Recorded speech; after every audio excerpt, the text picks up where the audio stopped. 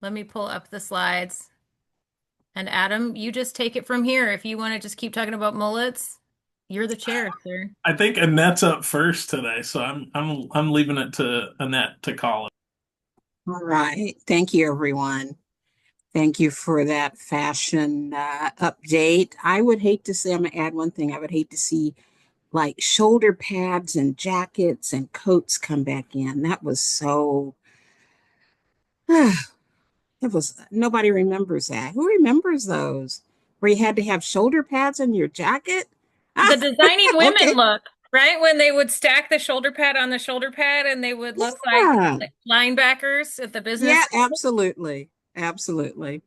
All right. Well, welcome everyone to the November 4th System of Care Advisory Council. Just as a note, this meeting is being recorded and will be posted on YouTube. So by having your camera on, you're agreeing to allow your image to be shown on the internet. Thank you so much. Our meeting is from 3 to 5 today. We're going to be highlighting and we're going to be highlighting a couple of things here you see on the screen. Number one is the SOCEC Spotlight with Heather Pasco, Marion Polk, SOC. We're going to have a meet and greet with Mike, I'm going to say Tassine. You have to correct me on how to You pronounce that, rocked Mike. that. Good job in that. All right, good. He's our new OYA director. We're going to have an update on HB 4151, the final report review. We're going to vote on whether to approve on November 18th decision making. And we'll have some membership recruitment updates from Adam Peterson, a budget update, and then at the end, we'll have some announcements. All right. So let's do roll call real quick, folks, as always. Up first, I've got Allison Stark and Sonia Little Deer Evans. Here. This is Sonia here. Thank you. Jackie Serrano and Sandra Santos. Jackie's here. Not seeing Sandra yet. Robin Henderson and Anderson Dubois. This is Robin. I'm here. And Anderson is excused. Okay. Kyle Johnson and Adam Peterson.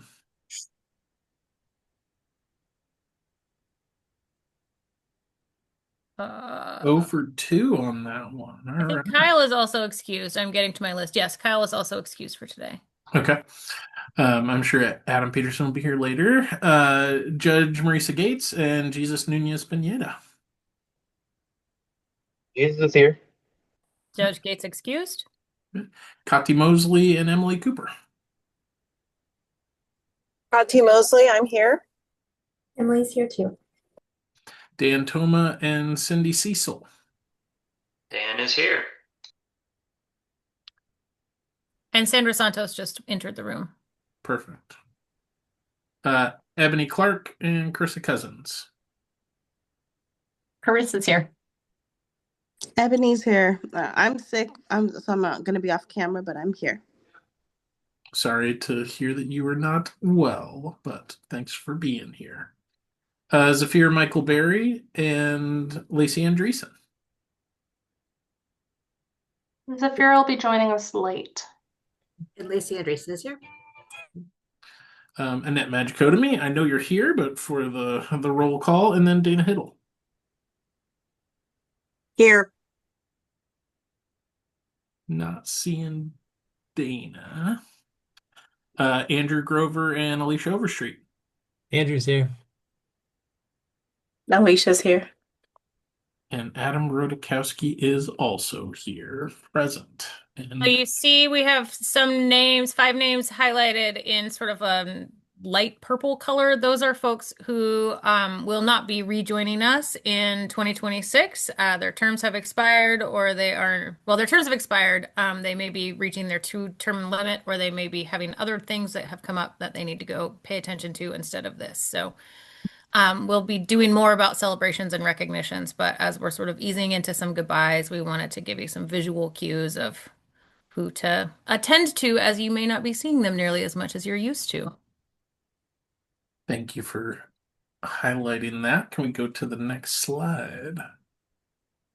All right, group agreements. Family and youth are welcome to participate in the meeting at any time.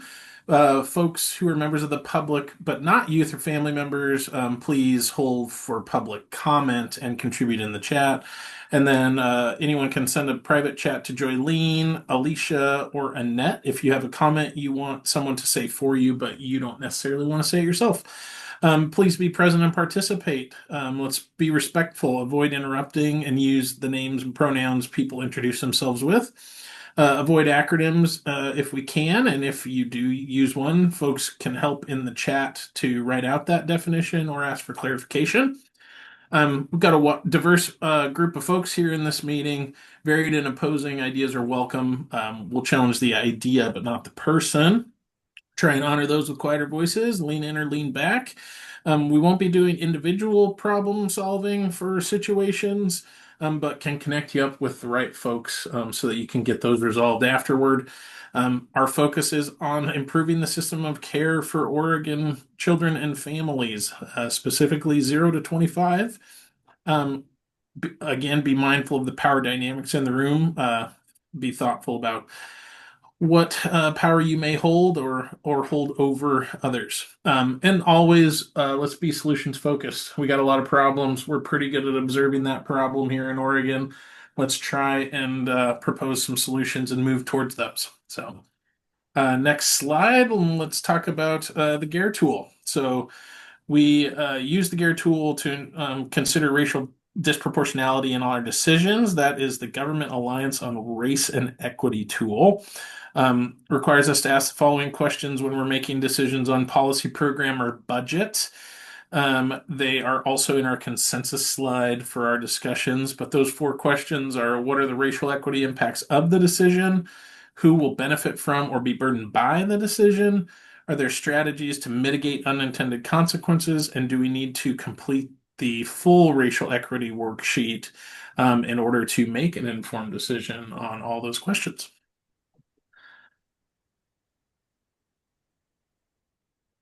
Thank you, Adam. Right now, we're going to have our SOC Spotlight, welcoming Heather Pasco. She's our Marion Polk SOC Coordinator, and I'm excited to hear what she's got going on. I used to live in Polk County and Monmouth and Independence, so I'm excited to hear what's going on down there. Welcome, Heather. Thank you. Thank you for that introduction. I am Heather Pasco. I'm the System of Care Manager with the Marion Polk System of Care and the Willamette Health Council. We are a really close partner with Pacific Source, who is the CCO here and the delegated body that hosts this. So thanks for making time on your agenda to hear a little bit about what we're doing. I know we're all excited to share. So I can go to the next slide. So I know we don't have a ton of time, so I don't want to go too in depth on this, but I did want to show this graphic of our structure and talk a little bit about what it is that we have done locally. So I imagine most of you are familiar with the terms Executive Council, Advisory Committee, and Practice Level Work Group. And while we have baked in all of the duties of those 3 groups, we have renamed them here and kind of reorganized how we look at those different responsibilities and what teams they live in, so that we could really focus certain groups of different partners that we have and just have a really streamlined way to address all of them. So in no particular order here, we have an administration team, which is made up of myself and our champions, which are essentially our co-chairs across the board. They hold the really, really big picture of system of care, our contractual obligations, all of kind of like the nitty gritty of the behind the scenes things. They hold that with me. Then we have a visioners team, which is kind of like our executive council. And it's our child, youth, and family serving providers and system partners who all come together to also hold the larger picture of system of care through our strategic plan and kind of what the different goals and focal points are for our system of care at any given time. They do some advising and kind of monitoring what's happening in the community as well, and direct some of our community investments. Next, we have a barrier busting team. So this is a team that is entirely devoted to the piece of system of care that is barrier busting. They have done some really incredible work around revamping and relaunching a new barrier resolution process, and are just a group of very ambitious and energetic partners who work really the most closely with youth and families, and have a lot to say and a lot of really, really wonderful ideas. And then last but certainly not least is our youth leadership team. We have about 8 youth leaders that regularly connect in this space as a peer space. So they share their experiences. They talk about different barriers that they've identified from their perspectives or their peers' perspectives. They talk about different skill building opportunities they would like to see developed through system of care, and also do some advising on barrier resolution and community investments, and a variety of other system of care projects. Next slide, please. So to go a little bit further into youth engagement, because I think this is one of our biggest successes in the last year, is really being able to have youth at the table and hear their ideas and reach the level of engagement that we have. It's been something that we have historically struggled with, and I just think it's really powerful and valuable for us to have those voices at the table, and it's really fun to be able to back youth in making change that they would like to see. So these meetings do happen on a monthly basis. A lot of them are virtual, but we meet up a couple times a year to do something fun and continue the work together, and work on some casual relationship building and just getting to know one another. In addition to this, we also have a contract with a grassroots organization here locally that has put together a 10-month skill building training series that is created around the different skill building opportunities that youth have identified. So our youth wanted to learn about networking, public speaking, leadership, and advocacy. So we worked with this partner to develop all of these trainings, and they have trainings where there's an educational component, and then there's also some built-in community opportunities where they can go to different collaboratives and, you know, practice advocacy and leadership. Or I think there's one where they go to the Capitol and they kind of learn about processes there. So just lots of opportunity created there, and it's exciting to see them, I don't know, latch onto something and be able to build something beyond just what's happening in the meeting space.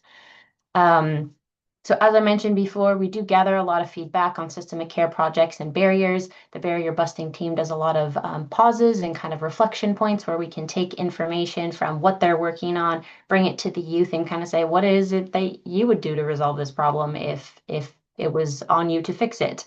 And just a lot of back and forth, which is really cool. Recently, we've also had them helping plan our annual System of Care Summit. So I do a lot of the behind the scenes planning work around that summit, and brought it to one of the meetings, and they had some really cool ideas for what they wanted to see for breakouts, how they wanted to engage, and different topics for the day. Our theme was actually selected by a youth, or created by a youth. So for next year, our theme will be based on something a youth has come up with. And they're just really excited. They want to be on panels. They want to moderate things. They want information tables. And it's just fun and inspiring to see the engagement and activity there.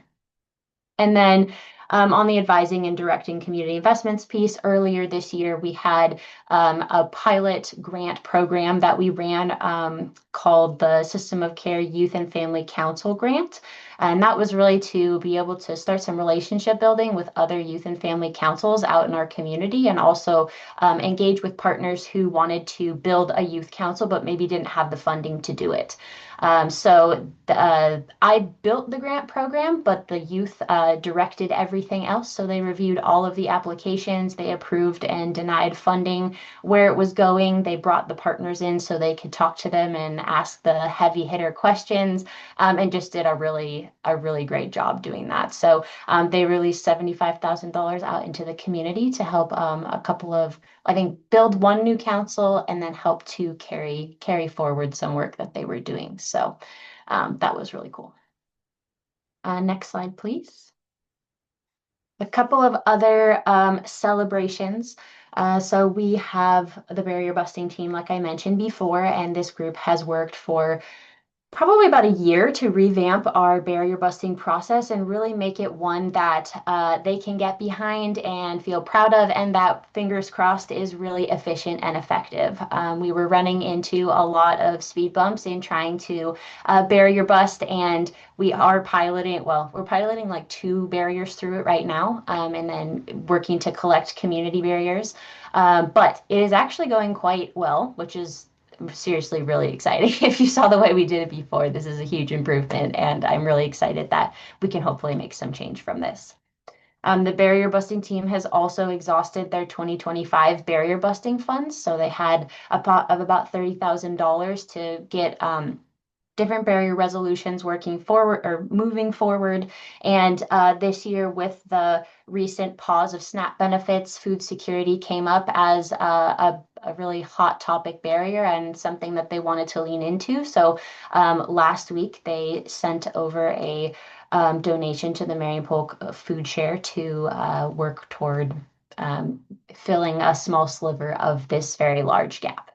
From there, we are continuing to have conversations with our culturally specific partners through System of Care to figure out how we can best work on that barrier through a culturally appropriate lens as well, thinking about families that are, remaining in their homes due to fear of ICE encounters, and also for families who maybe just through cultural norms and just the way that things happen from day to day don't engage with the food bank. So there are other efforts that are going into that as well, but just really cool to see their creativity and just willingness to partner.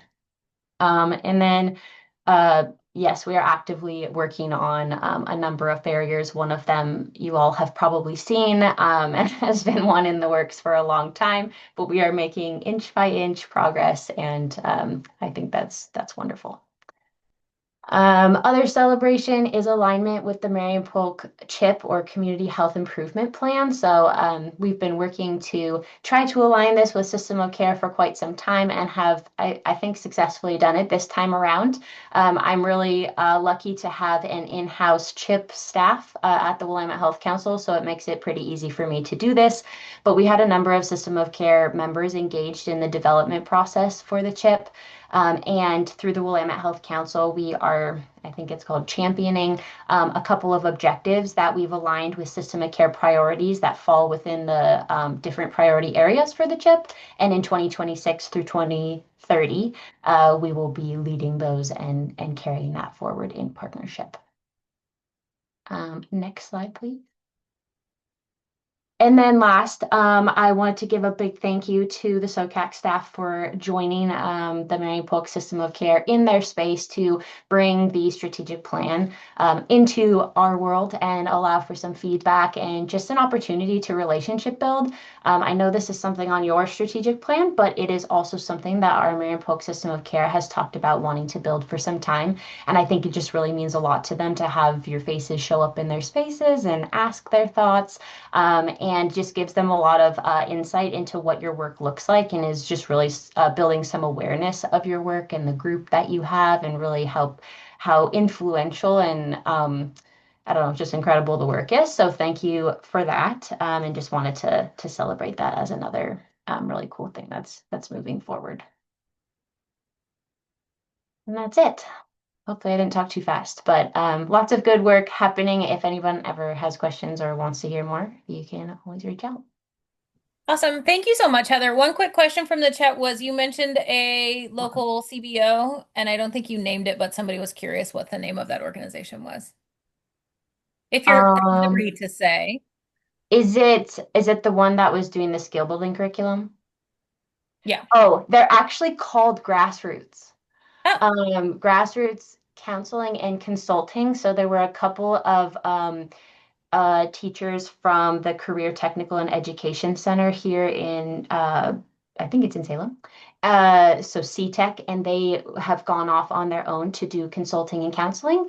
And so there are a couple of teachers that also have licenses and do counseling as well. So they have a really nice skill set to be able to work with the youth in, meeting youth where they are, and also being able to teach in a curriculum fashion where there's like different trainings and skills that like build on each other and that sort of thing. So just really cool partners. Awesome. Thank you so much. Really appreciate your time and your energy. And y'all, if you want to build more relationship with Marion Polk System of Care, they are doing awesome, awesome work. And Heather is your point of contact. We are happy to connect you. No guarantee that Heather can solve all your problems, but she's a great resource and colleague and thought partner. So really appreciate you being here to share yourself with us today, Heather, and all the great work you're doing. Yeah, thank you. Thanks, Heather. Yeah. So next up we have, I think we can still call him new, Oregon Youth Authority Director, Mike. And Mike, I'm not going to even try your last name, my friend. That nailed it the first time. Tessine. Tessine. Okay. Yes. To talk about your role and priorities as the director of the Oregon Youth Authority, we've got about 15 minutes for questions and discussion at the end. So just a reminder for those in the room who are part of the Family Advisory Committee, Mr. Tessine will schedule a visit to join that committee as well. So if you don't have an opportunity to get your question in today, there will be more time soon. So with that, I will turn it over, and we'll have until 4 o'clock because we are just a couple minutes late letting you start. So I want to make sure you have your full time. So go for it, Mike. Welcome. Thank you, Adam. I appreciate it. Well, and just so you know, you don't have to, if you have a question between now and the next time with the FAC, you can always reach out to me. Happy to answer questions there. So you aren't just limited to these two opportunities. So I'm Mike Tessine. I'm the new OYA director. So I'm going to give you all a quick kind of rundown of kind of how I got here, a little bit about my background, and then kind of what are some of my thoughts moving forward for OYA. And then I'll be looking forward to answering any questions that you have. So what got me here was about a year and a half ago, I was doing some consulting in Northern California. I was at Pelican State Prison, Pelican Bay, and it's really close to the Redwood Forest. So like I had my wife and daughter flying to Medford. We picked them up, we camped, we went up to Gresham, and we saw my wife's aunt and uncle, her cousins, their kids. And on the way home, my daughter is like, why don't we live here? I love it here. And I was like, yeah, it's pretty awesome. I do love Colorado, but there's few states I would leave Colorado for. And Oregon, Washington, and Hawaii are the ones that kind of make the list. I mean, I'd move to other states, but they'd have to pay me a ridiculous amount of money. But Oregon, I was willing to make a lateral to get into this space. However, I'm told it rains here. Is that real? I'm joking. So I took my daughter saying, hey, look, I love it here. Why don't we live here, as permission to look for jobs in Oregon and Washington. And so as I was just perusing one day, I was feeling the call for to do something more. At the time, I was the director of the parole board, and we had really resolved most of the issues. And I was ready for something new. And so I saw the Oregon Youth Authority when I was on the website, and I was like, ooh, that's kind of why I got into this business in the first place. I really wanted to help people with substance abuse issues, adolescents who had substance abuse issues, which got me into kind of the justice-involved young people when I was in Colorado. And so I was like, okay, this is interesting. And then I started Googling OYA, and I saw all the issues. And all that did was increase my excitement. I'm not a big sustaining success guy. A lot of people are like, why would you go after you fix everything? It's just because that's what I'm made for. I'm not made to just kind of ride the things are consistent and easy now. That's how it feels to me. I know that there's different skills that go into sustaining success, but really what energizes me is transformation, realignment. Those are the things that energize me. And so I threw my hat in the ring. I went through 9 interviews. I was flown out twice. I would actually argue, I had 9 formal interviews. I would argue I probably had closer to 19 or 21 interviews, because I had all these informal, oh, we're going to have you do a meet and greet with all these different stakeholders. And I was like, those aren't meet and greets. Those are interviews. I'm sure that they followed up with them after the fact. I got the offer. My wife and I talked through it, and so I left Colorado on August 13th. I arrived on the 15th, and I started on the 18th. So I've been here for about 2.5 months. Still learning a lot. One of the things is, it's one thing to know best practices or evidence-based practices or what are the national trends for juvenile justice or criminal justice programmings? It's another thing to understand how has that been translated within a state, within a community, within a culture, and really how do you get curious in that space and really try to embrace and understand the perspectives of the people who built the system that exists here, and how do you partner in really helping us all kind of be that tide that rises all boats. So kind of shifting gears, my background really started when I was in college working on my undergrad. Did an internship with the Substance Abuse Treatment Agency. Afterwards, they hired me, which is great. I really enjoyed the work. I loved my clients, but the probation department was like, you should come work for us. And I was like, no, I don't want to be the man. I don't want to be holding people down, right? And what they said was, actually, that's not what probation is anymore. We're moving towards a model of how do we help and support people to rewrite their own stories, to become the hero of their own story. And then they showed me the pay, and I was like, oh my God, a living wage. That sounds fantastic. So I ended up working for probation while I was there. I had a juvenile drug court caseload. I did adult caseload for people who had severe mental health issues. And I was there for, I don't know, close to like 5.5 years. And then I was just ready for more. So I ended up running some problem-solving courts. So I ran an adult drug court, built that from the ground up, a veterans treatment court, built that from the ground up, and I took over a mental health court. And really the thing we tried to focus on there is how do we take the highest risk people, the people who would go to prison if it were not for us, and how do we give them treatment? We had this core belief that treatment worked. And one of our mantras was treatment first, jail last, right?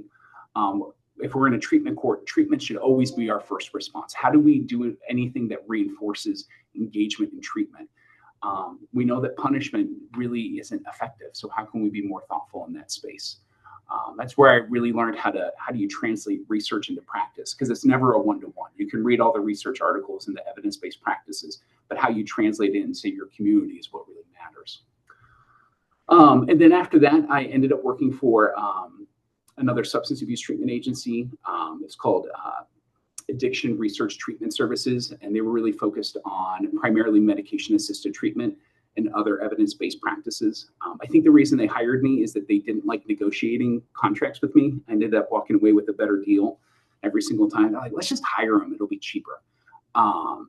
So I worked there and moved them from being operating in the red and into the black, making sure that we had caseloads that were manageable for everybody there. And that was great. I learned a lot about the business practices of how to run a treatment agency. So we had 5 clinics in the Denver metro area, and one of them was actually an HIV clinic as well. After that, I got moved into some front-end juvenile justice organization where we really focused on how do we divert kids out of either child welfare or the criminal justice system. And what was great is that our local human services partnered with us, and they said, we will match you dollar for dollar for everyone you divert, everyone you put into treatment, but you don't force them into child welfare or the criminal justice system. Because we know these families need services, but we shouldn't have to open a case in order for them to get those services. Because we don't want to push people into those systems. And when we push them into those systems, we have unintended consequences. And it's not because people aren't trying to do good. It's just because those systems sometimes just aren't built to really hold some of those families the way they need to. So that was great. So we were a yes facility. Anyone can bring their kid or their family could come in for an assessment. We would provide resources. We could connect them. If there weren't community-based resources, we would again pay. We'd find those ways. And the other thing I did was in that job is we ran the front end, the pretrial supervision for people. And we actually structured that in a way where it was voluntary to do pretrial. Because what we tried to do, you would come through our juvenile assessment center if you were arrested. And we would just automatically schedule you for an appointment. And we would say, this is voluntary. The judge likes it though. The prosecutor likes it. But it's up to you. And we're never going to ask you any questions about your case. We're really just about supervision and resources and providing. And the strategy there was, how do we strike while the iron's hot? So we have a behavior where there's a problem, the family is in crisis. This is an opportunity where we actually can come in and help and support. Whereas if you wait a couple of months, we're actually violating the behavior modification principle of celerity, right? So you want to have the response as close as you can to the behavior. And it's not about a consequence, it's about getting them engaged in the right services treatment, whether or not that's for the individual or the family. That was a great job. I had a lot of fun there. Then I moved to the Colorado Department of Human Services. I had a couple of roles there. I was there over the pandemic. I oversaw the 2 state psychiatric hospitals, managed our federal consent decree for people who are incompetent to proceed, did some leadership and organizational development work for them, and then also helped them write some strategic plans for juvenile, for young people involved in the justice system. And then after that, I moved to the parole board for Colorado and really just trying to build good systems there. I hate to say this out loud, but when I showed up, there were no policies that were guiding the work for the parole board. And it was like, well, what are we doing? So it was really just about, okay, how do we get back to basics? What does the law say? What do our rules say? Let's make sure our policies and procedures align perfectly with that. Let's take away some of the guesswork and really getting back to the research. Our philosophy there, and a lot of this was guided by our statute, is we made release decisions based on what is the risk of that individual to recidivate, right? To cause harm if they were released. And we made that decision through an actuarial risk assessment, through a structured decision-making process. So I was there for, I don't know, about 3 years. And I would say probably about 2.5 years in, I was struggling to find 40 hours worth of work. Because again, we had done all the work, we had created the systems and structures. So I was ready for something new. And that's how I landed at OIA. And then as far as moving forward, again, there's a lot for me to learn. There's a lot of relationships for me to build. There's a lot of perspectives I need to develop and appreciate. Because I know me coming in, I have my own thoughts and my own experiences, but that does not capture the full experience of what it is for everyone who interacts with Oregon juvenile justice system. I don't know what that's like for families, for youth, for all of our staff. I've gotten to meet a lot, but not all. I haven't had a chance to have some of those intentional sit-down conversations yet. But there are some things that have come clear for me that I see are important for OIA moving forward. The first one is performance management systems, revitalizing and reshaping how we do performance management here at OIA. One of the things is that we really just want to make sure that we're measuring the right things and that we're holding ourselves accountable to those metrics.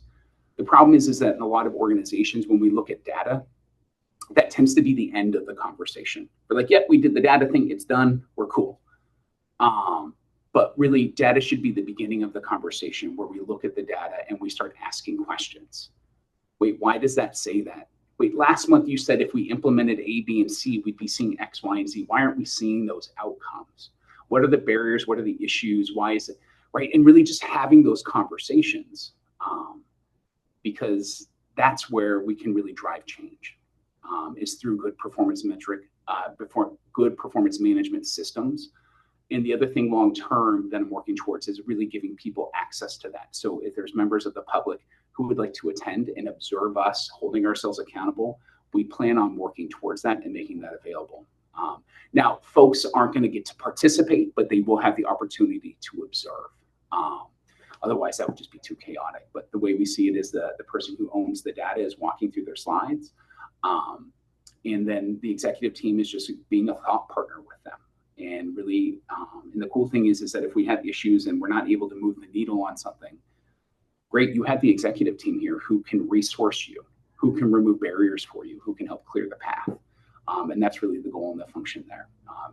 The other thing is that you can't, this is just my philosophy, doing that quarterly doesn't work. Because here's what happens when you are the person who owns the data and you're going through the slideshow. And if it's just quarterly, you get through your slideshow and you go, phew, glad that's over. And then you wait about 2.5 months. You're like, oh, crap. Wasn't I supposed to do something since the last time? And then you're scrambling for your next set of data. And then, so we're going to move that cadence to something closer to monthly. So that might not be for all of our processes or all parts of the organization, but for a lot of our components, we're going to be doing a monthly cadence of reviewing that data, having those conversations, because I want to keep steady, consistent pressure towards positive change. And that's one of the things that I'm really focused on. And again, I know that all the work is already exists. It's a matter of like reshaping it and really enabling us to have those conversations to move us all forward. And that's one of the great things about OYA. Like, we have great people here, people who really care, and that's the beautiful thing. Everyone I've gotten to meet so far, what I hear more often than not is that I love our mission, or I love the kids, or I love my job, I love my team. I'm just frustrated with all these other things. Or so that's what I've been hearing. And we all know the research, and we've all experienced this. Bad systems beat good people all the time. So OYA has great people. Now what we need to do is build great systems around them. My long-term goal is that I want to be redundant. I want my role not to matter, because we've cleared the path for all the other people in leadership to do the job, and to do it well. The other thing that I'm really focused on, there's this concept of, it's called active bystandership. This is a model where it addresses when harm happens in like carceral settings, or even with paramedics or law enforcement. Usually there's somebody around who's observing the harm happening, or they had a sense that something wasn't right. And the problem is that sometimes people don't say something, right? And there's all these reasons why. It could be because of fear of, what if I'm wrong? Or what if I say something and the group ostracizes me because like I didn't follow along with whatever code existed here. And so there's also like we can get in the spot where we aren't operating in our prefrontal cortex. We end up in our limbic system where we aren't operating in our full brain. And sometimes we go into that goofy loop where we just kind of freeze. We don't say anything or something along those lines. There's all these things that interfere with our ability to intervene. And what the training does is we pull back the curtain on that, and we increase people's awareness about the psychological, sociological, and physiological things that keep us from intervening. And then what we do is we give them tools to intervene, and we teach them how to receive an intervention. Now, here's the cool thing about this, though, is that in OYA, we already see a lot of this. And I actually remember presenting this at a bunch of, with some of our probation and parole officers. And one guy, he was kind of a grumpy Gus, just kind of sitting at the table, arms kind of folded and just kind of stern face. And once I got through that part, he's like, I used to work in the facilities, and we do that. And he's like, but it's so important that we train and we formalize that and we build systems around it, because we can be better. So again, I know that we have our people who are doing this and are engaging in it, but this is so important that we can do better. And the cool thing is that when you create a strong culture of active bystandership, bad actors become really easy to see. So it gives an opportunity not only create a safer environment for our young people, but also for our staff. And then what ends up happening is you kind of create that virtuous cycle, right? Where people feel connected to their job, they feel safe going to work. And now the job is, I get to interact differently with the young people and the people around me. And then things just kind of start to feel better, and everything starts to feel better. But a lot of that starts with, how do we create safe environments? Because if I don't feel safe, I can't operate in my prefrontal cortex. I'm in my limbic system. And we need to make sure we create those environments for our young people so they can engage in treatment and education, but also for our staff so that they can provide the best services as well. So those are some of my thoughts kind of moving forward. There are more other things that are kind of coming into shape. There's always things that come up every day that you just kind of can't anticipate, that take up your time. But those are some of the things that caught my attention and that I think will make a difference for us moving forward. All right. And are you ready to start taking questions? We're at that time. I just took a sip of water. I'm ready. All right, Miss Annette, you're first in line. All right. Nice to see you again, Mike, and welcome to our meeting today. And we hope to have you join our Family Advisory Council meeting here coming up in the next couple of weeks as well. My question is, in light of the problems that OYA has gone through, in light of disproportionality, in light of kids, are they really getting the services that they need?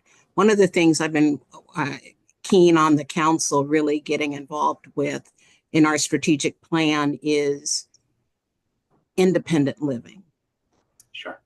I shouldn't know 2 kids who came out of OYA and are no longer on this earth, partly because home was not stable, but they were yet and still put back in the home.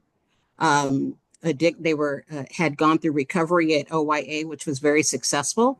Yet and still, when it came for their discharge, they were put back into a situation where there was addiction in the household. So those two individuals did not fare well. And that, as someone working in juvenile justice for about a decade now, that is very traumatic. But not only those stories, it's also the stories of the kids who recidivate because home isn't stable, that they needed something extra coming out of OYA, which I don't think was afforded them. So in light of that, what do you see as that relationship between making sure that the kids get what they need in OYA, yet and still home is safe and secure for them as well? Yeah. I've always advocated that while the kids going through their treatment at OYA and doing all the work, that someone should be working at home with the kids or with the family doing the work too. So give me your thoughts on that. Thank you. So Annette, great question. I've lost plenty of clients throughout my career, so I know the heaviness and the reality of that, and I know you don't share that lightly. One of the things I learned when I was running the drug court was we would invest all of our time and energy into like these intensive programs, and then we would lose clients at transition. We didn't have a good transition plan. We couldn't figure out what was the right way to get them home, and so we really started like being way more intentional. Like, okay, if we're recommending residential care, that's great. We can do that, especially if they meet the criteria. We have the funding sources. But what is your transition plan? The truth is that sometimes we miss things, or sometimes things are we don't see everything as it's presented, and things look fine and we might miss it. I know that Sandra's JPPO team, the juvenile parole and probation people, very well resourced within their communities, kind of know the things, are working to see how they can build those structures and doing the best they can. But again, some things we can't see. And then there's another part too, is that sometimes we don't have a ton of options. And this is one of the things that we ran into in Colorado is like, sometimes we don't have great options. And one of the things I learned, I had a great mentor. Her name was Elizabeth Buchanan, Liz Buchanan, love her. She was an MST expert. And one of the things that she taught me when I had a juvenile drug court caseload was, Mike, you need to understand that every kid is going to return to their family of origin. No matter how dysfunctional, no matter how much trauma and harm they experience there, that kid is going to return to their family of origin. What can we do to help that family become a little bit more stable, a little bit less chaotic? What work can we do there? And then also with the young person, how do we give them skills to kind of function within the chaos if those people can't kind of get some of those things under control? And it sometimes feels like an unfair request, especially when there's some of that harm that's caused there. But yeah, I'm a big fan of family therapy. I think if you talk to Sandra, she's going to hear you talk about, Mike talks about MST and FFT and other in-home family therapies all the time. But what you're talking about is the second acronym, sir. I'm policing you. Okay. MST and FFT stand for what, sir? Multi-systemic therapy is intensive in-home family therapy, where the therapist works very intensely with not just the parents, but the kid, but then the systems that they work within. So if the family has a meeting with the school, the therapist goes with them. If they have court, the therapist goes with them and really focuses on how do we keep the kid in the home, and how do we create better environments and really kind of get the parents back into the role of parents, and get the kid back into middle management. And then functional family therapy, also an in-home family therapy, but the model is different and it's less intensive. So thank you for that, Anna. I appreciate it. Thanks, appreciate that. So yeah, I love the idea. I love the concept of people in the home engaging in treatment while the person's with OI. I think it's a fantastic idea. I'd love to figure out how we could do that. I know to start off, it would have to be voluntary. It'd be hard to mandate that, but it's hard because a lot of times people are like, well, I'm not the one who got in trouble. And it's just like, yeah, I understand that. But what we're trying to do is how do we build systems for this person to come back and not get back into trouble? And we want to see you be part of that success plan. So I'd love to continue that conversation with you, Annette. Absolutely. And I think it's an opportunity for OIA to partner with community-based organizations who are already in the areas where kids are being released to. It's an opportunity for them to engage family support specialists with the family, peer support for the kids, recovery mentorship for the kids as well. So I think the opportunity's there. And thank you. And Sandra is awesome, by the way. Oh, you don't have to convince me. I'm a huge fan. Thanks, Annette. Say more, say more. I thought you weren't here, but I guess you joined late. Yeah. Thanks, Mike. There's a question in the chat from Emily Cooper that was back when you were kind of speaking earlier. She just put in there, and Emily, I don't know if you just want to come off mute. I just wanted to make sure that your question got answered. But curious what measures you'd want to prioritize and if you are receptive to input, specifically from folks with lived experience. Yeah, so I love that question because it's more layered and nuanced than you think it is. So I'll start with like, what are some of the metrics I'm starting with? So I'm going to start with the Performance Standards Office for good reason, right? One, they've already done some of the work. Ken Jeske, who is our interim chief investigator, he's retiring in December, has done a fantastic job. And I see him as an innovator and an early adopter. So when you think about implementation, you don't want to do the whole agency as a whole. You really want to start with the people who are already doing the work and ready for change, because what they do is they help the rest of the organization get ready for that change and get excited about it. And they also help you learn along the way. So I'm being very intentional about where I'm starting. I want to start with areas that are, number one, important and critical to safety and security. And number two, with people who are excited about that change and those performance management metrics. So we've already started some of our piloting and just kind of trying to feel our way through it. We want to make sure that we have a good structure before we're ready for go live, right, where we invite people to attend. So we're going through a kind of an iterative learning process. We're going to start, so I've already started with PSO, Professional Standards Office. They're the ones who do investigations for the Oregon Youth Authority. And then we'll be starting with McLaren in December. Troy Britting is definitely an innovator, somebody who sees the value. And I'm just like, hey, Troy, like you're going to get access to the executive team, people who can remove barriers for you. We can look at your data with you. And it's some of the concepts you guys talk about in this meeting. We want to be hard on data, soft on people. Just because the item you're managing is red doesn't mean that you're red. And so how do we create psychological safety while we're also leveraging the data at the same time? Because you really have to have both in order to have honest conversations. So how do we depersonalize the data in that space?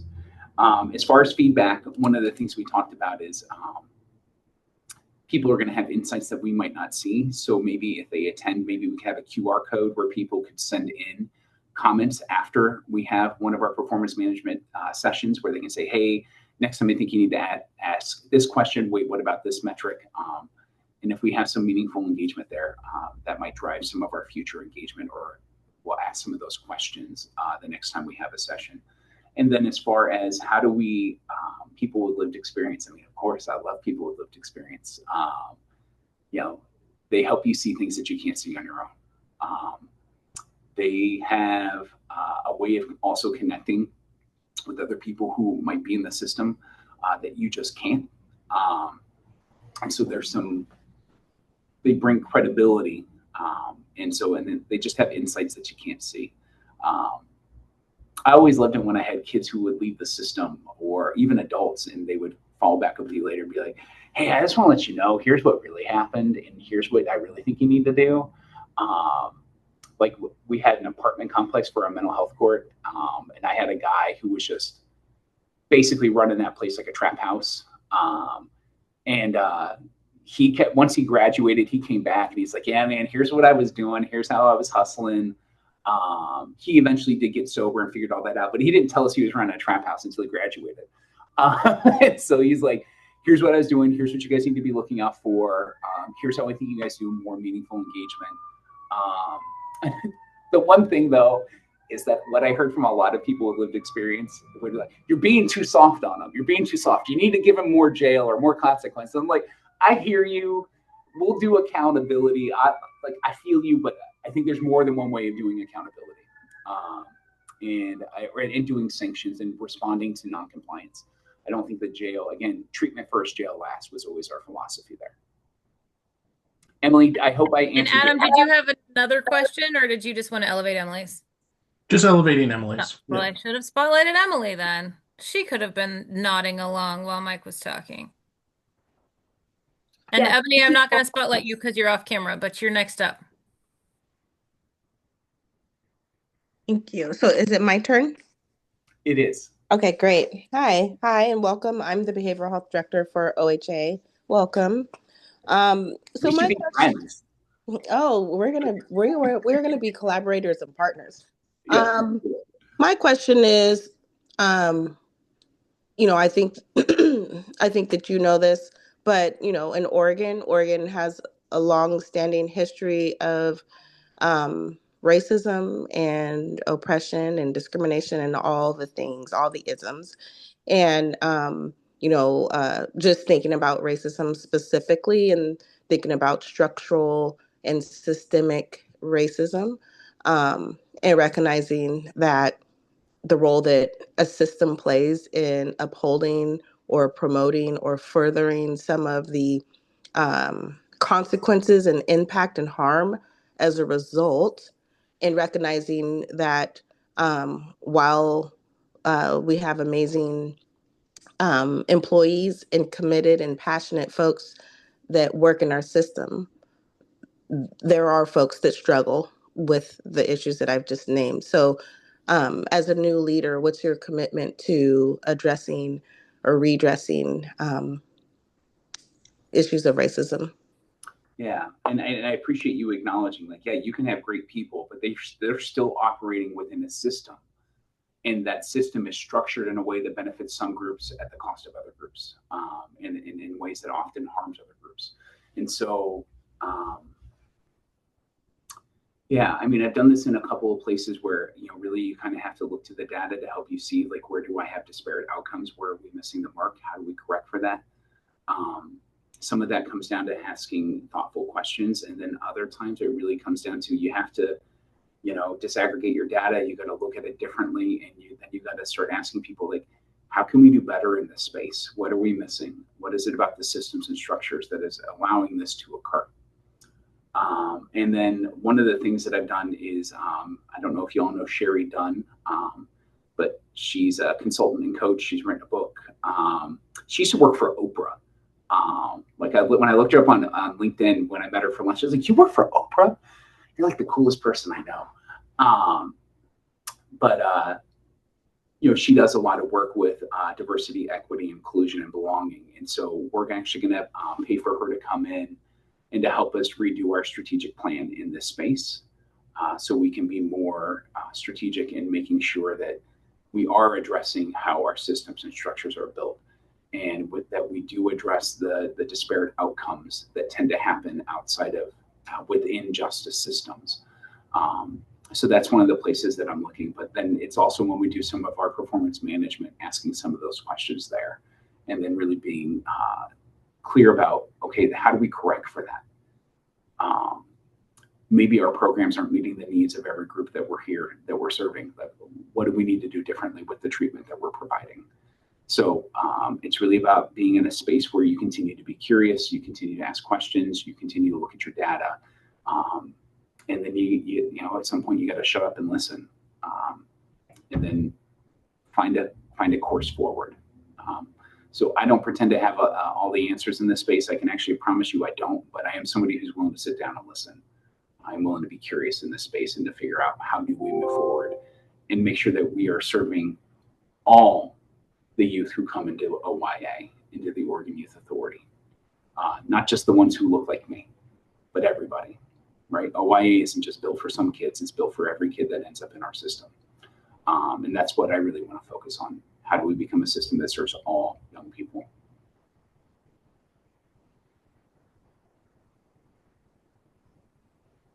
I think you have a meeting that starts right now. Do. You do. Thank you for being here. I don't know, Annette, Adam, co-chairs, if there's any like last words you would like to say to Director Tassine before he moves on to his next commitment, but I personally appreciate your time and expect follow-up. But I will certainly be in touch, and I expect others from this council will be as well. No, just look forward to meeting you with some families who have experience at OYA and hearing their thoughts. So thank you. Great. I appreciate it. Thank you, Annette. Yeah, thanks, Mike. A lot of work to be done, some really challenging aspects to that work. I'm glad that you're here to do that, and that is the work that it sounds like you enjoy and dive into. So, I like there are different types of CEOs and leaders for different pieces of work, and so really appreciative that you're here to do that with us, and so glad to have you. Awesome. Thank you for that. I appreciate it. All right, gang. We will let Mike go on to his next meeting. Again, y'all take care. Yeah, and I think we are transitioning to public comment. All right, everyone. Now it's time for public comment. So if you are wanting to make a comment, please step right up to the microphone, raise your hand if needed, and we will call on you.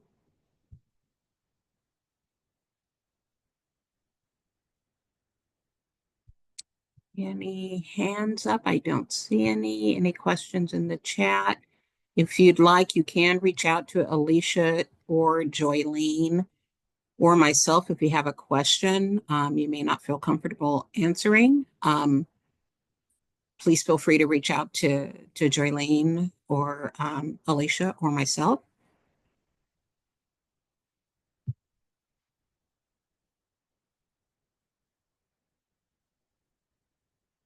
No hands up.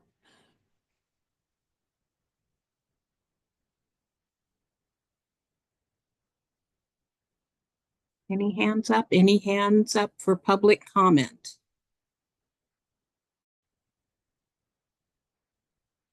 Not seeing any. I'm going to turn it right over to Adam. All right. Well, I think the lack of public comment is maybe that we do a decent job of including folks in most of the meeting spaces. So at least for youth and family. So that's good. At least that's the way that I'm going to view it today. So next up, we've got 35 minutes. So we've got until 4:35 for House Bill 4151 final report draft review. So we've got Vera Stolel and some other folks from the Oregon Child and Family Center for Excellence to present the House Bill 4151 final report. 15 minutes for questions and discussion at the end. We will vote on this at our November 18th meeting, so you will have time to consider before being asked to take a position.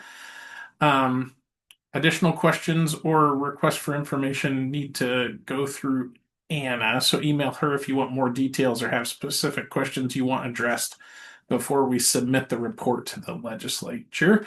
Vera, I will turn it over to you. Thanks for being here. You're welcome. Hello. Anna, were you going to walk through and I'm taking questions?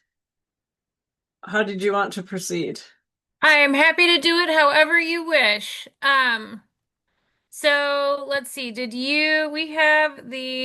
I sent out to everyone to review, I think last Wednesday, the draft final report, as well as the Government Alliance on Racial Equity, or GARE, I'm sorry, I may not be defining that acronym correctly, the equity analysis. We did a full equity analysis on the new licensure certification recommendation from the professional authorizations work group. We did a quick GARE on the rest of it. So we'll also do a quick overview of that, and I'll invite Cody to speak up about that piece. Vera, do you think you can? I was not mentally prepared to do a walkthrough. If you are, that would be really helpful. If not, I can. No, that's fine. Hello. Do you want to put it up on the screen or do you want me to just walk through highlights? Put the document up. Right.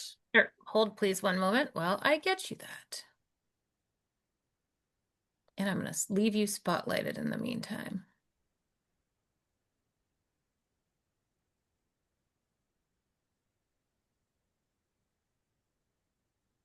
So I can go ahead and start. I know you all have copies of it.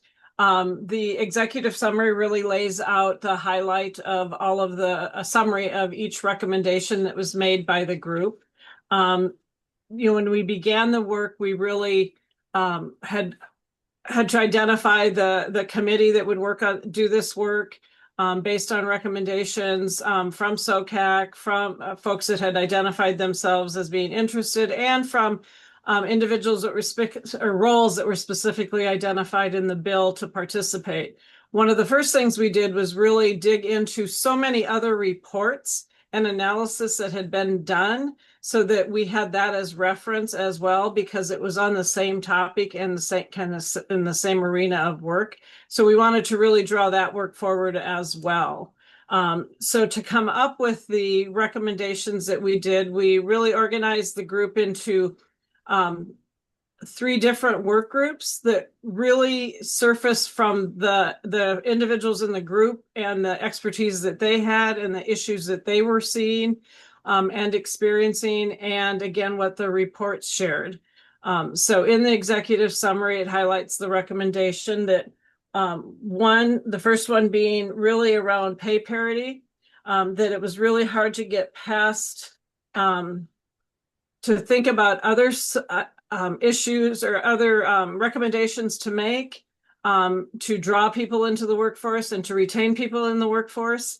If we didn't ensure that the resources in the system and the ability to compensate folks in the system was addressed. So the first one is around pay parity, and it really focuses around data that was collected a while back in 2024 around actual costs of delivering services. And so really a recommendation to get that information out, to utilize that information, and to have an ongoing regular review of rates, utilizing whatever formula is developed from that. The second was a creation of a new credential. The subcommittee recommends that the Mental Health Regulatory Agency create a credential for a licensed bachelor's level youth behavioral health provider under OHA oversight. Suggested strategies for eligibility, scope, and setting of practice, billing, workforce diversity, cultural responsivity, and supervision structure are also noted later in the report. Also addressing then the expanded settings for registered baccalaureate social workers, recommending that expanded settings where individuals are able to practice and bill Oregon Health Plan for services. Then the development of a behavioral health clearinghouse. And this is really kind of a multifaceted effort that the group really addressed the kind of movement into the field and the complexity of the roles in the field and how to find out about that information and understand that information, and to know if you're coming into the field, what is it you might be interested in doing and what are the requirements and credentials needed for those things, and to try to centralize that information and make it easy to find for folks. As well as then really looking at training that we often hear there's lots of training resources out there and available, and yet when we talk with providers, that's one of the biggest challenges they have is the time to find all of the trainings that might be appropriate and beneficial to their workforce.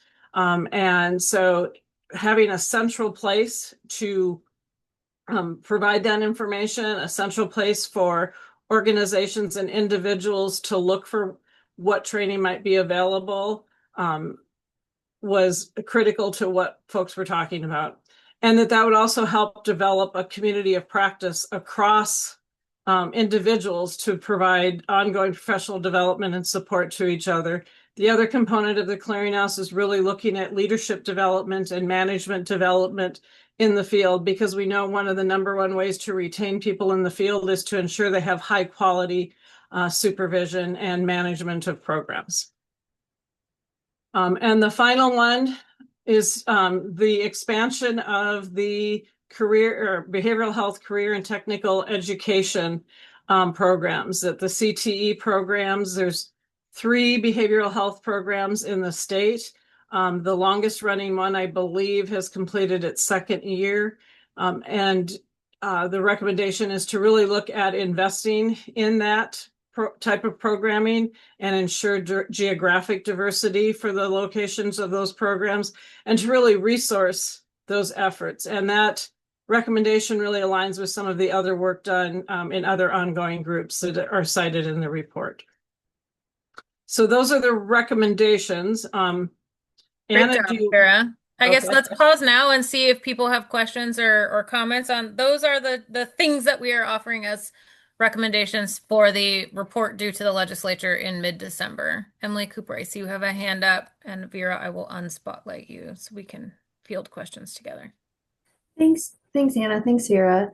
As someone who is more on the advocacy side than the clinical side, maybe this is too simplistic of a question, but is the thought behind this diversifying basically the type of degrees clinicians need to have?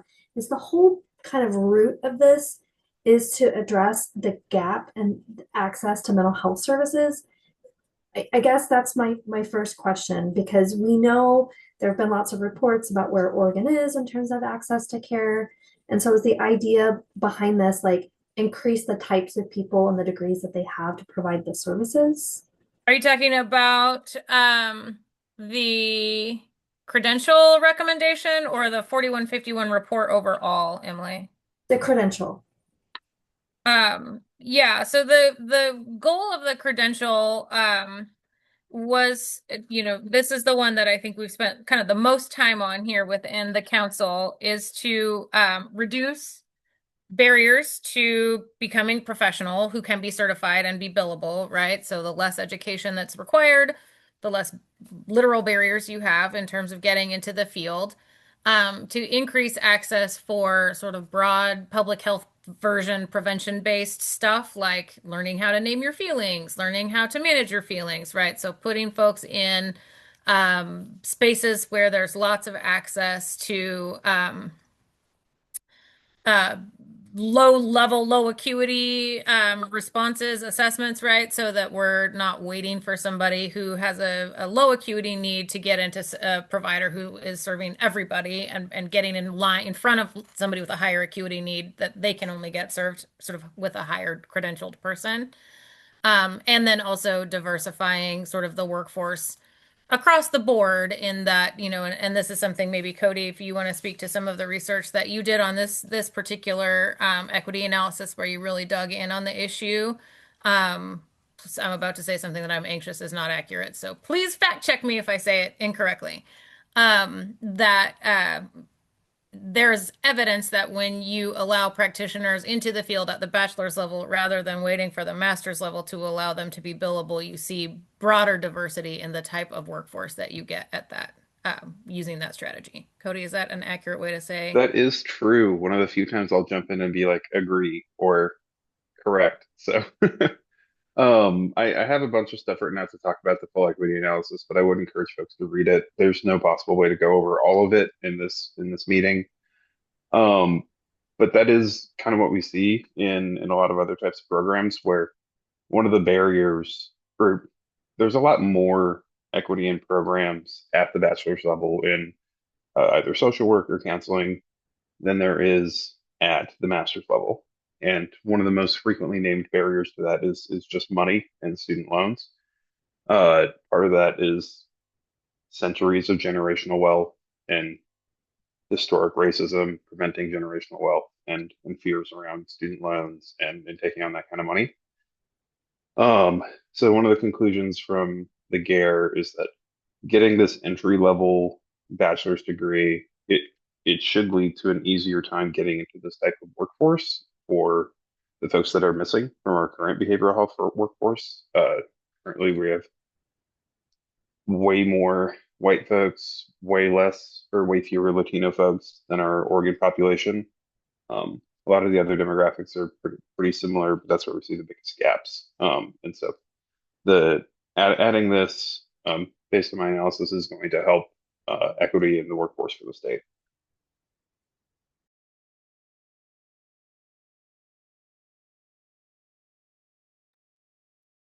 Andrew. Did you call on me, Anna? I did. Okay, your voice got really quiet on my end, so I couldn't tell. So, Part of your question, maybe. I'm oh, spotlighting. there we go. Now I can hear you. So a couple of things that this is 4 recommendations where I feel like we've really focused on the credential one up until now. So I do have some thoughts about a couple of them. Well, first of all, starting with the registered bachelor of social work being able to practice in different settings.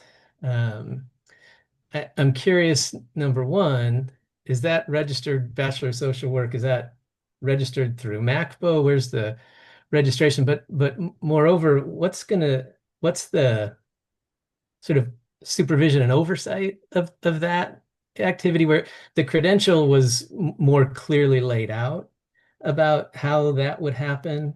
And so I do have some concerns about that one.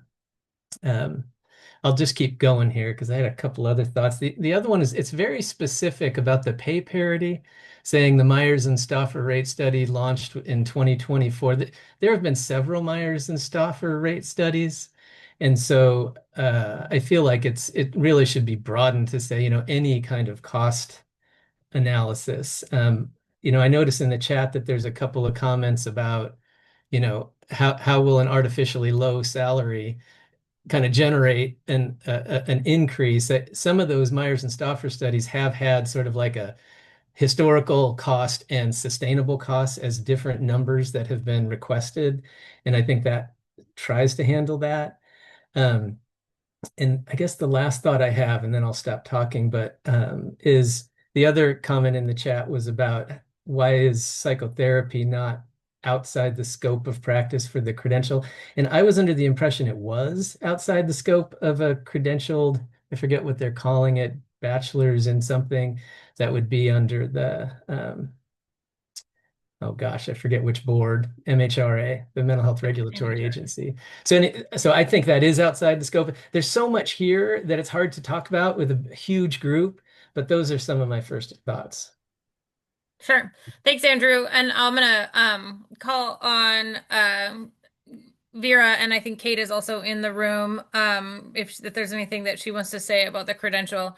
I just note we just sort of touched on the 5. This is sort of top line, right? This is one page of a 56-page report that outlines the work that took place over the course of a year, that has considerations and concerns and implementation recommendations that came up from the various work groups, the larger subcommittee, and through the equity analysis work, right? So some of the sort of topics that people are raising here are actually addressed in the rest of the 56 pages. I don't know, Vera, if there's more that you want to say about that. Yeah, you do have the whole report. I emailed it to you last week as well as again today. It's also on our website for those of you who are not on the council. It's posted under today's meeting as a resource. I'm sorry, I got distracted. Oh, just want to clarify that one of the questions about psychotherapy is listed, maybe not in this section here, but down below where we have the more detailed information about the creation of a new credential. Psychotherapy is outside the scope of that credential. Kate, I don't know if there's more you want to say about that. I know that has been your life. Yes, I was just going to weigh in to say exactly that. Yes, absolutely, that is outside the scope. And Andrew, your memory is totally accurate on that. And in the detailed part of the report that goes over the credential, it outlines that, as well as the fact that this is a supervised licensed, right? These are not independent practitioners. These folks would need to be supervised even after graduation once they are, have the credential by someone, a master's level licensed provider, behavioral health provider. Yeah, I understood that to be true, but is the same true of this registered RBSW, that they would be under someone's supervision? I don't know if that's you, Kate, or Vera, or who knows the answer to that. That's a good question. So this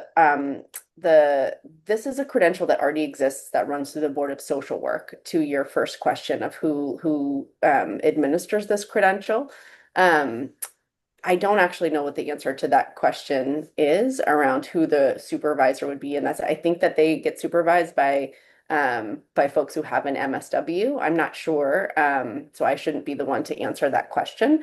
But I think that recommendation grew out of a conversation about expanded settings and billable services that are now in place for peer support specialists per OHA, and those rules got changed. So folks were sort of thinking, if we're going to expand the places and where peer support specialists can bill, folks who have a BSW should have be able to practice and bill in those same kinds of settings, specifically primary care. I wasn't super involved in that recommendation, so I can't say much more about it, but Vera may have some additional details to add.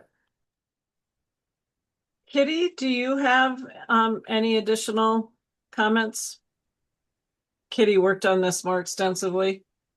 Hi everybody. I was not involved in any of the discussions on this. I think Ray from the social work board had been involved with Eric and Kate and kind of planning this recommendation. But I agree with everything that Kate has said. It would be managed by the social work board and supervised by the requirements of the supervision structure within social work, which would be somebody that's a master's level social worker. Other than that, I don't have any additional information. We can get a more specific response to your question and get it to the group in writing. Thank you. And just to be clear, we're not voting on this today. So this is exactly the point, right? We're bringing it up for discussion and questions. This will come back and take the vote on whether to approve and submit the report at our next meeting. So this is Anna, this is Ebony. I just want to highlight that OHA is in the process of providing some additional clarification around peers and the places and spaces where they bill. So I just want to note that from my perspective, it's not 100% buttoned up. So just want to note that. Really appreciate that, Ebony. So, and I think that is in response to, or if not in response to, it's very responsive to Abigail's question in the chat about where peer support specialists can work and whether they can work virtually, sorry. And I'm sorry, I'm managing too many different things right now to post the link. But if another SOCAC staff person could maybe be responsive to Hillary's question in the chat, that would be really appreciated. And then Robin Henderson, I see you have a hand up. Thank you. Thank you. I was going to go back to, there was a question earlier about the why for a bachelor's level. And I think one of the things that gets left out in here, I know two important considerations. One was the idea of creating a pathway to kind of a career ladder, a way that you can start in the bachelor's degree and then you can go on for a master's and go on eventually if one wants to for other types of degrees along that line in mental health, much like there is in nursing and some of those other areas. But I think also it was the idea of creating some type of, and I don't know if Jamie Vandergaan is here or not, but the idea that for many of our youth serving facilities, we are heavily reliant on bachelor's level providers to provide the daily care, but there's not a standard for training for those individuals outside of the actual facility training that one does. So this gives a way to professionalize that bachelor's level workforce that for those of us who work in residential and even in acute psychiatric care are very, very reliant on, that allows to have some expectation and level of understanding of what you're trained in, what you know, and what you're capable of doing, rather than just learning on the job. And in my mind, it starts here in the kids space, but eventually I would love to see that move on into the adult space. It is kind of jarring to know that you can go from cashiering at the Taco Bell to being a psych tech in the Oregon State Hospital. And that's a pretty big leap in terms of the skill sets of what it is that you're doing. And we need to figure out how we can professionalize that, which I think then leads to increased salaries, et cetera, et cetera, et cetera. Just wanted to throw that in.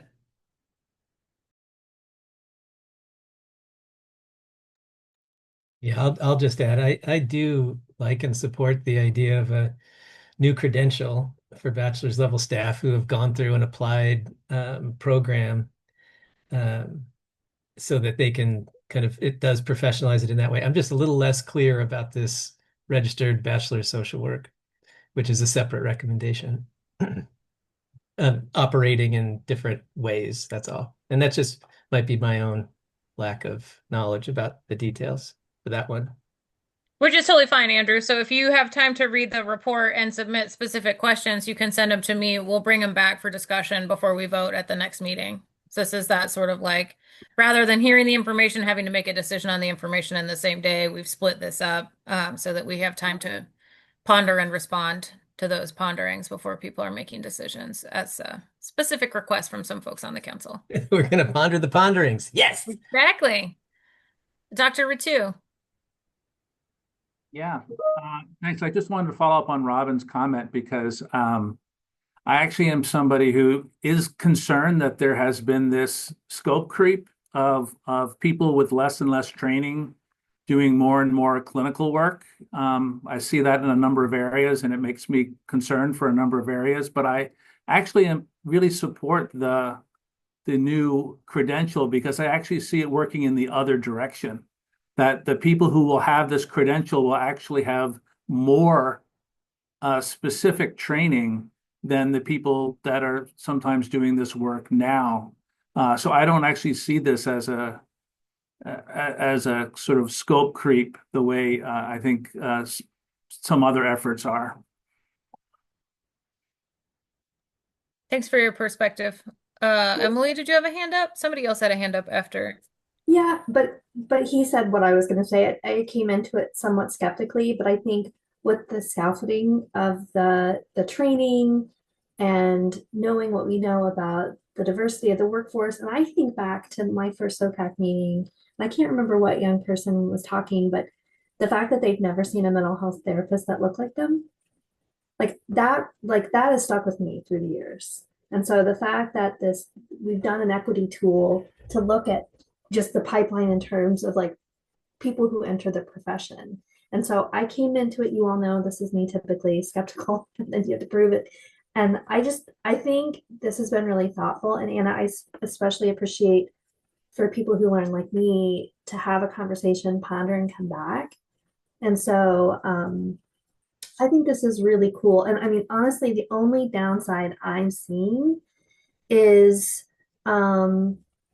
making sure people understand this. And I think, Anna, you really started this conversation really well, that this is about acuity. That's a young person shouldn't wait until they need a master's level or they need lock psychiatric.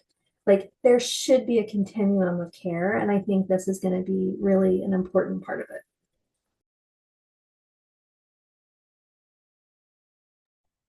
I'm maybe not supposed to have opinions in this meeting, but thanks, Emily. Really appreciate that. Alicia. Yeah, so I think I'm still, while I was involved in the work group quite intensely, I think I'm still like a little on the fence and still trying to figure out like what my analytical brain is telling me versus what my more emotional brain is telling me, or I'm like, I don't know what it is that or how I would want to, what my position should be here. So I'm, full disclosure, I'm still kind of on the fence here. And that's with me being part of the work group. And that's just for that particular, or for the credential, the credential recommendation. But I wanted to speak to, and I believe I wanted to speak to the idea of diversity, and using kind of bachelor's as kind of a stepping stone for diversity, which I appreciate. And yes, I think it makes things a little bit easier. And at the same time, I would be remiss if I would not kind of like throw out saying that I'm a little concerned that the message it might send is that, well, people who look like me can only achieve a bachelor's degree and have to, work a little bit harder to get further in order for them to then be able to, maybe potentially get that PhD that would be necessary to get some sort of recognition within the field, or higher recognition, I guess, within the field. Not saying that that is actually what would happen, but I think I just wanted to kind of, especially with the conversations that we had earlier about systemic racism and upholding these like systemic racism, I wanted to bring that up and saying that it might be something that we would also need to consider. We might need to consider that being an unintended consequence. I guess that's what I was trying to say. Not saying that it will happen, but it was just one of those feelings.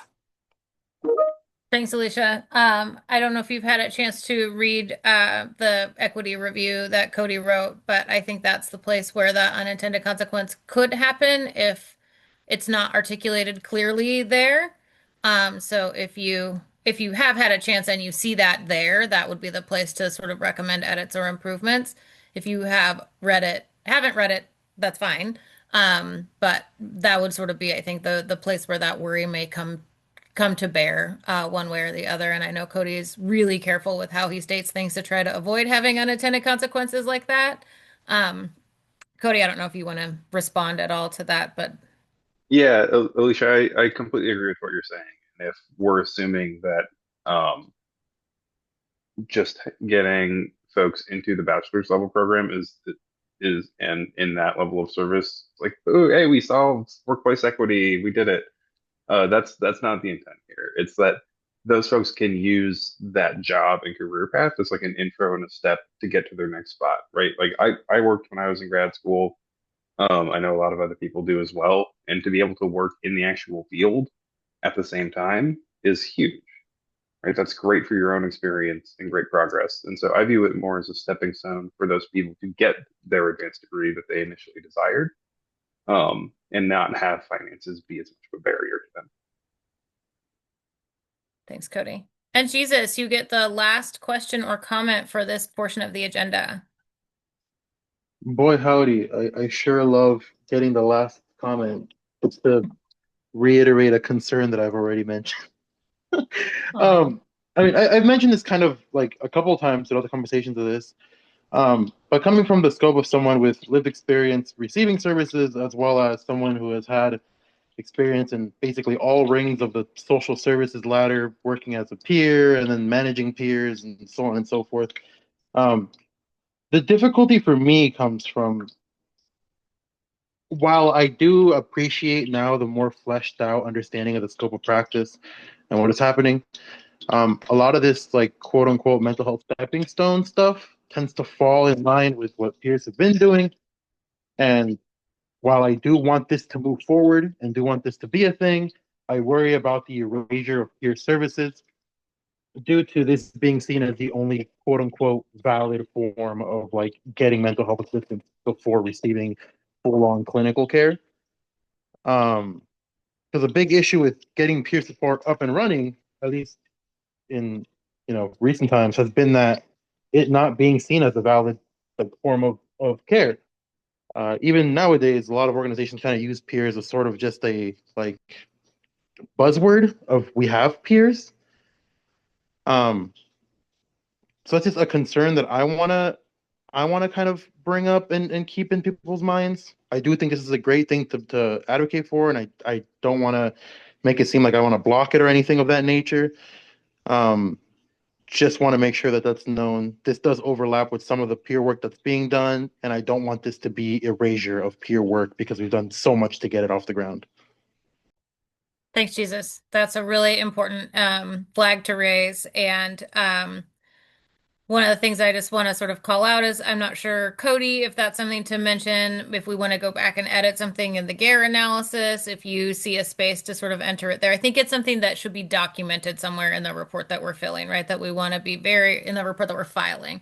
We want to be very explicit that nothing that we're recommending in the RBSW space or the new credential, I was trying to think of the name of it, but the bachelor's level credential are intended to overlap with peer-delivered services or to supplant what peer-delivered services are within the space. I see Kate nodding. I know that's part of her intention in the work that she's doing, that these folks are partners, not enemies in the work. But Cody, I also see you trying to say something.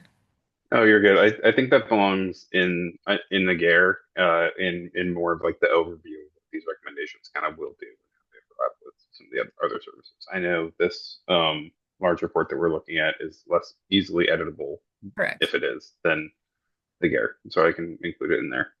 Okay. Jesus, does that feel like it's responsive to your concern? Yeah, I just, yeah, as long as it's mentioned in there, because I know, the medical system has a tendency to get rid of billable things. So yeah, as long as it's in there, that's kind of me. Oh, sorry. No, I was just saying, as long as it's in there, that's good for me. Okay, wonderful. Just want to highlight that in our draft strategic plan, we also have continuing to work on making peer support services more billable and more accessible as one of our priority activities. So this is not coming off the list of priorities, Jesus, after we file this report. So we are a little bit over time on this topic. I just want to say just sort of some next steps. So anyone who reads any of our council members who read the draft report that was emailed out to you, I apologize, it wasn't posted on the website, but it is now. And or the GARE analysis that Cody and the Alliance staff put together. If you have questions about it, if you have recommended edits, that information needs to come to me. I will collate it all. I will work with the Alliance staff if there are recommended edits to the report itself before we can vote to approve it for submission at our next meeting, which is on November 18th. Or if you just want to talk more about it, dig in more deeply next time. If you want to say, I want to flag this for further discussion at the November 18th meeting, that would be really helpful so that we can be ready to have that conversation. So please email that directly to me. We're being really thoughtful these days about public meeting law and not having those conversations via email, but you are welcome to email your committee staff, and I am they. Any questions about process for next time? We will be bringing this back up for a discussion, another discussion, answering questions posed over the next 2 weeks. And well, if we could pose those questions no later than like the 15th, so I have time to get responses to them by the 18th, that would be ideal. Vera, does that timeline work for you? Yes, that works great. Okay. Questions or comments about timeline or next steps for voting on this?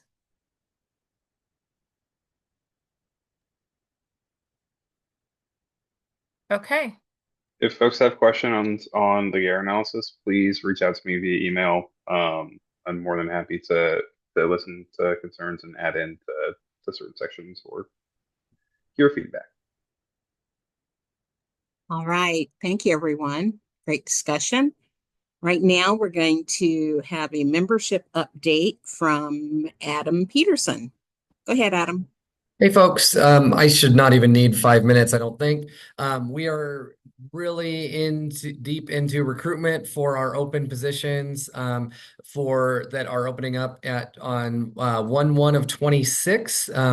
To reiterate for folks who would like to hear, the open positions we have one space for a representative of child psychology, one representative from a pediatric doctor, one representative from a coordinated care organization, and then one representative from a tribal affiliate, and then one representative from a family member who has cared for a young person with mental illness, substance use, intellectual developmental disability, or involvement in child welfare or juvenile legal systems. There were some questions about what about the other youth and family positions that were voted or that we have the legislation to move forward? Those are not going to we cannot recruit for those until those positions actually exist, and those positions actually exist starting in 2026. So we're recruiting for one family representative right now. If you are someone who is up for renewal, please make sure to get your application in through Workday. The process that we're taking is for all new potential members of SOCAC is we are going to start reviewing applications on Monday, next Monday. We've said in our communications that we're asking for all to ensure full eligibility, or to ensure full review to get your applications in by the Monday or by beginning of the workday on Monday. And we are already have received a ton of interest, which is great. I've met with a lot of folks about what SOCAC is and if they have questions.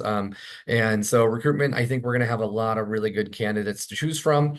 The process from there is there will be an application review and then a panel interview with qualified applicants that would include Anna, myself, and then one of our people with lived experience voices as well. So that's what I've got. Oh, and all members, there is a self-attestation form due. Look for the email from Corinna and get that back to her by November 18th. Any questions about open positions or the recruitment process? Anything you guys have?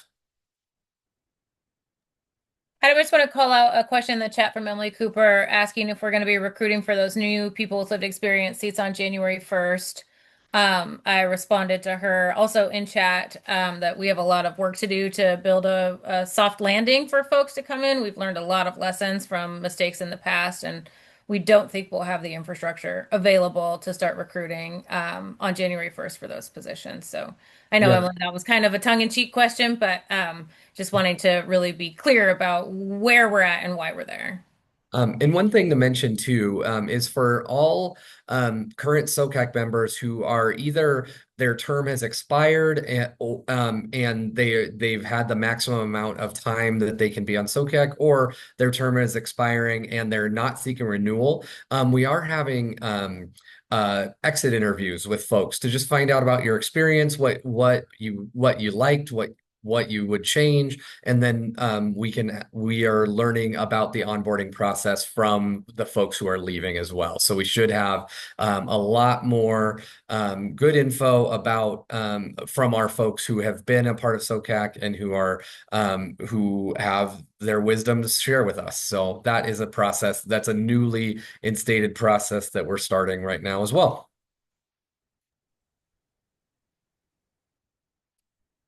Any other questions for Adam? You're looking pretty dapper today, Adam. Oh, I thanks. must say. Just got done presenting at the opioid pain and treatment conference here in Sun River.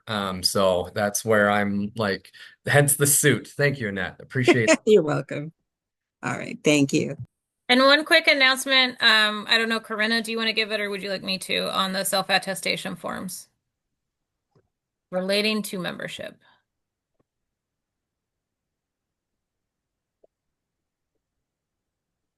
I don't hear Corinna, so I will do it. So we have to have some paperwork filled out by governor-appointed members. It is called the self-attestation form. It lets us know whether you plan to submit requests for stipends for the work, and then you attest to your eligibility for those stipends by checking a few boxes. If you are planning to submit requests for stipends, there's also some other paperwork to make sure that we are able to document that correctly within our invoicing systems. So Corinna will be sending out all of those forms to all of the members whose terms will be extending beyond January 2026, right? If you're done in 25, you will not be getting this email. But for the rest of you, you'll be getting an email with some paperwork to fill out, and we are hoping to have it back by November 18th so that she can make sure it's all processed and ready to go before she actually has to take a couple weeks off. So we will be pestering non-returners at our November 18th meeting via private chat if you have not gotten your paperwork back in. And it sounds like Corinna did send that email out already this morning. Subject line was action needed 2025 self-attestation and W-9 forms due November 18th. So if you have not noticed that email in your inbox, you can go search for it and be Johnny on the spot with getting your paperwork turned in on time. Questions? Okay. Thanks, y'all. Oh, I have a quick question. That email that you were referring to, is that for only folks who don't have to renew, or is it, so, because I have to. It's for everybody, but you may not have gotten yours because if we're not, like, if you haven't been reappointed, we wouldn't have, you won't be attesting until you get that reappointment. Perfect. Okay. Thank you. All right. I think I have the pleasure of introducing Anna again for a conversation about our budget. As most budget conversations seem to be going in our line of work lately, it's not great. But with that, I will hand it back to Anna. Wah, wah, wah. That's the sad trombone noise. I guess I'll spotlight myself too. I'm sorry, everyone.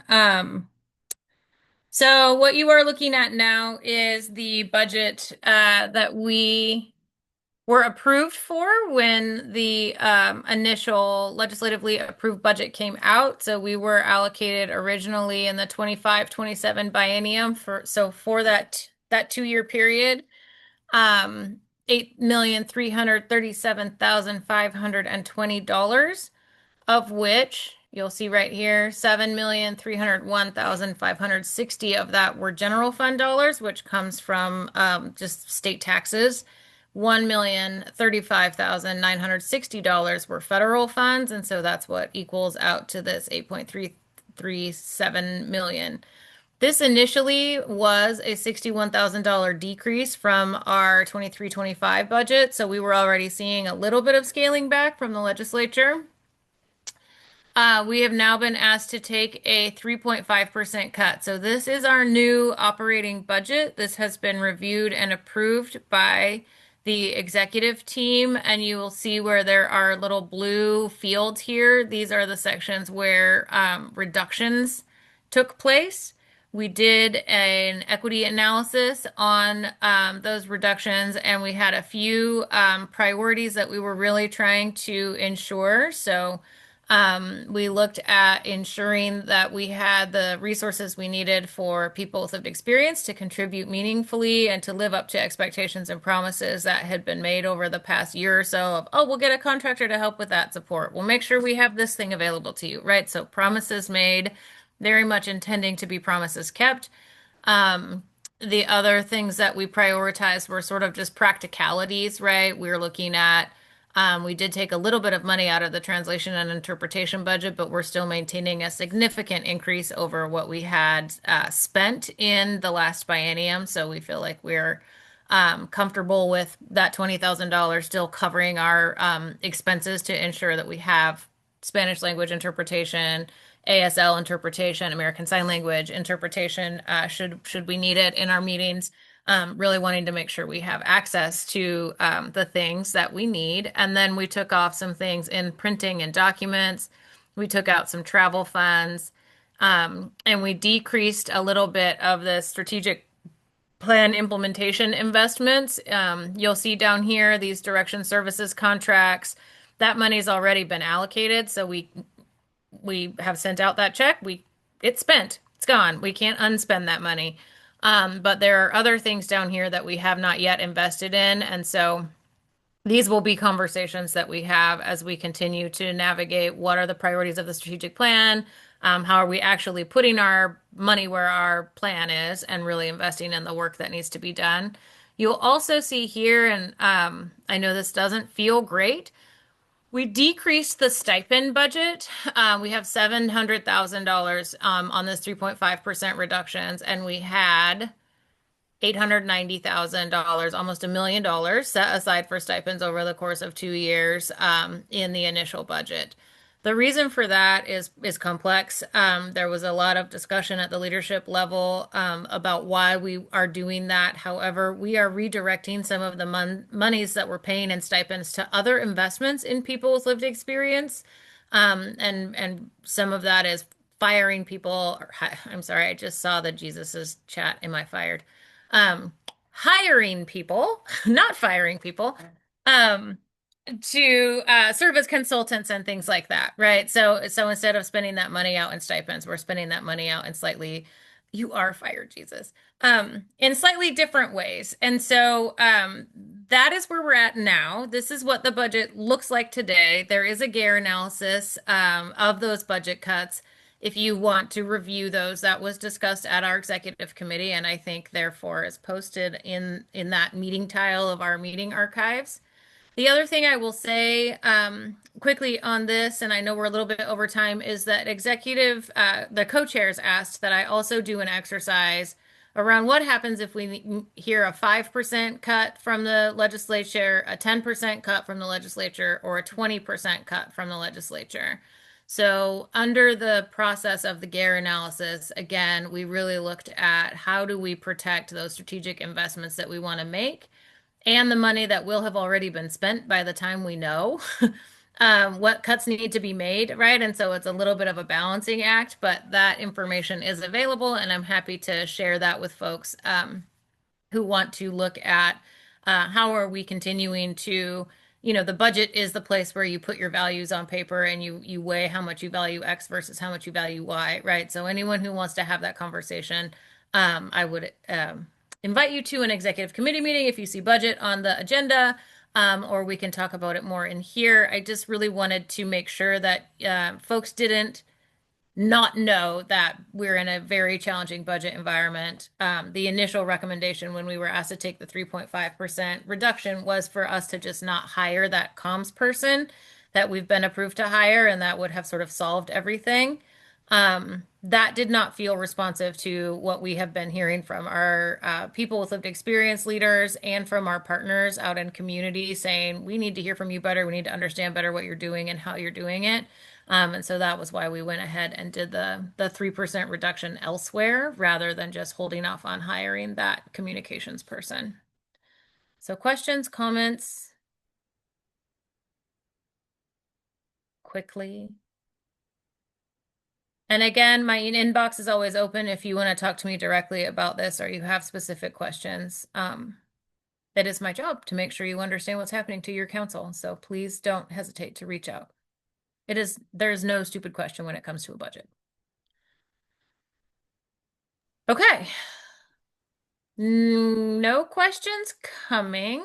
So I will pull back up our slides.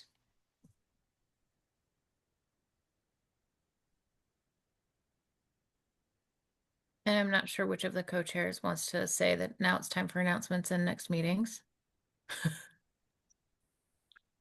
It's time for announcements.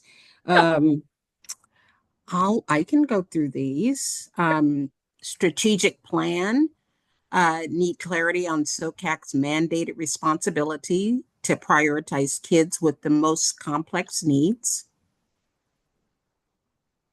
So we're hearing a little bit of feedback that our plan is sort of public healthy, looking at like all kids are supported and all kids get access to care. And while that is true, the SOCAC strategy for doing that is by removing barriers to those who have the most barriers, so that barriers are removed for everybody. We're not trying to, support rural literacy, for instance. Like, that's great.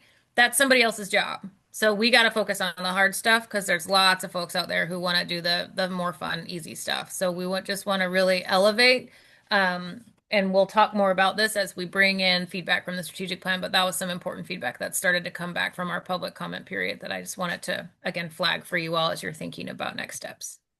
Sorry, Ned. No, go ahead. Go ahead and take it over. Go I ahead. got so much to say. I'm sorry. You got it. We've also talked at the executive committee level, and we just want to broadcast to you. We don't have these details exactly figured out yet, but that is happening in the executive space, that we will be pausing a lot of the work of the SOCAC in early 2026. So we're wrapping up with committees as is through December, and then we're going to take a breath. Your staff are tired, friends. We need a break. We need a little bit of time to be thoughtful about how the new strategic plan is actually structured into our committees so that they're effective at achieving the outcomes. So, for instance, one of the things we've talked about, we are calling it the strategic pause. One of the things that we've talked about is that rather than having just a legislative committee, we need a policy committee, right? There's a lot of policy work that happens that is not in the legislative space. We have Oregon rules, we have Medicaid rules, we have agency, like provider agency rules. So there are lots of other levers that we could pull on to improve outcomes for kids that are not shaped like a law in the state legislature. Doesn't mean we won't do state legislative work. It just means that that policy committee would have a bit of a broader mandate. So, for instance, we've been talking, Jesus has been talking about what we're kind of calling the deadly diagnoses, right? Where young kids of color are more likely to get oppositional defiance disorder diagnoses for the same cluster of behaviors as white kids are getting ADHD diagnoses. There are some policy levers we could pull on there that aren't necessarily a law at the state level to improve and address those challenges, right? That would be a policy committee conversation that would make sense. So we're still developing it. Y'all's thoughts are very much welcome, but we want to sort of, again, broadcast. You will all be getting a significant break from us in January, February, and probably March as we reform our committee structure. And we'll talk lots more about it on November 18th because it is on the agenda there. But again, as we're pinging you all, think, feel, bring back in November 18th. Here's one of those pings. Your questions, concerns, or worries will be welcome. And we'll continue to meet on a regular schedule for the full council, but we will be meeting in closed session for some learning opportunities and relationship building so that when we come back at full capacity, ready to rock. And next meetings are November 18th, full agenda for that 2 hours. And then we'll have December 2nd, again, another sort of reports, information sharing meeting, December 16th, discussion decision. And we'll be doing a year in celebration and goodbyes to some of our members who have been here since this is the first time we're losing a whole crop of people who were here since the founding of the council. So this is going to be a big transition. Going to be getting a lot of new blood and new energy in, but we are going to be losing some leaders we have been relying on for 6 years. So want to really highlight one of those leaders specifically, Annette Magicotami, as our co-chair, is done at the end of December. She's not the only important person to say goodbye to, but as co-chair, that's going to be a really big change for the council. So that's that. We're going to be reaching out to put together a little reflection and celebration thing. So check your emails for that. You'll hear from staff about ways that we can celebrate and honor one another as we move into the next phase of the SOCAC. I'm going to unspotlight myself. Annette, is there anything else you would want to say? I just wanted to lift Robin up too. Robin has been an awesome partner, an awesome voice, and she makes pies, all of that. So I gotta give props to her.